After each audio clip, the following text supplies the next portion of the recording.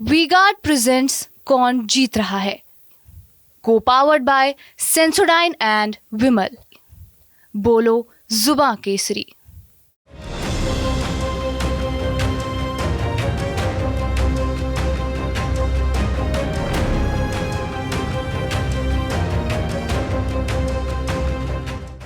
देश में तीसरे चरण का मतदान संपन्न हो गया।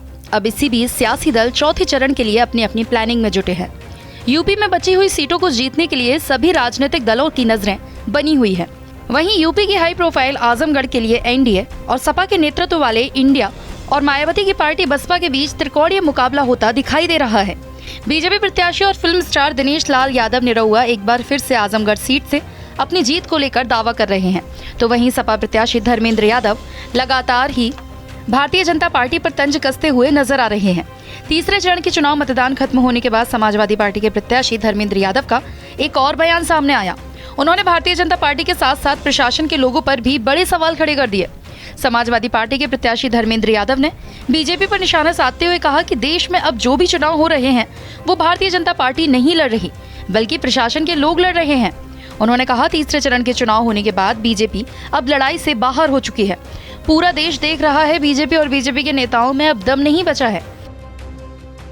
बीजेपी के लोग पूरी तरह से निराश हो गए हैं, हताश हो गए, जनता का विश्वास खो बैठे हैं। अब जो भी चुनाव हो रहा है वो बीजेपी नहीं लड़ रही है, वो केवल प्रशासन के लोग चुनाव लड़ रहे हैं बीजेपी की तरफ से।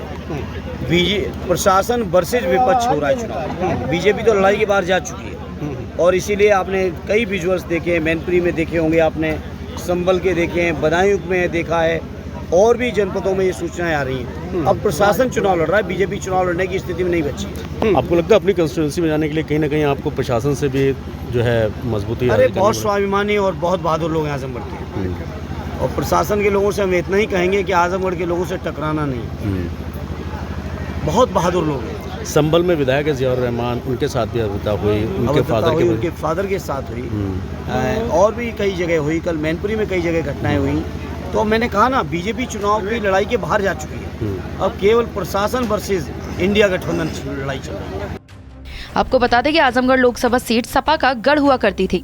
2019 में अखिलेश यादव यहां से सांसद चुने गए थे, मगर 2022 में यूपी विधानसभा चुनाव में करहल से विधायक बनने के बाद अखिलेश ने संसद की सदस्यता से इस्तीफा दे दिया था। इसके बाद हुए उपचुनाव में भारतीय जनता पार्टी के प्रत्याशी दिनेश लाल यादव उर्फ निरहुआ यहां से सांसद बने। निरहुआ ने अखिलेश के चचेरे भाई धर्मेंद्र यादव को चुनाव हराया था।